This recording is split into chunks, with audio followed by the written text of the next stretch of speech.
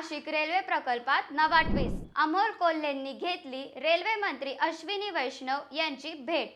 पुणे ते नाशिक प्रवासाचा चेहरा मोहरा बदलणारी सेमी हायस्पीड रेल्वे नेमकी कोणत्या मार्गाने धावणार यावर आता पुन्हा जोरदार हालचाली सुरू झाल्या आहेत. खासदार डॉक्टर अमोल कोल्हे यांनी दिल्लीमध्ये रेल्वे मंत्री अश्विनी वैष्णव यांची भेट घेत Pune Nashik semi high speed railway Chakan, Manchar, Narayangaon, Sangamner आणि सिन्नर या मूळ मार्गानेच पुढे न्यावी अशी मागणी केली.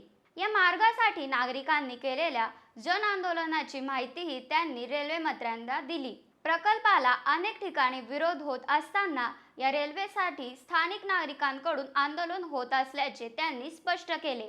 दरम्यान प्रकल्पाची पुढील दिशा राज्य सरकारने नियुक्त केलेल्या डॉक्टर अनिल काकोडकर समितीच्या अहवालावर अवलंबून असल्याचे रेल्वे मंत्र्यांनी सांगितले.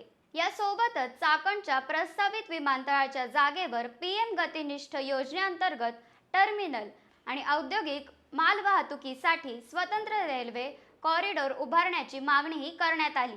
आता काकोडकर समितीच्या अहवालाकडे सर्वांचे लक्ष लागले आहे.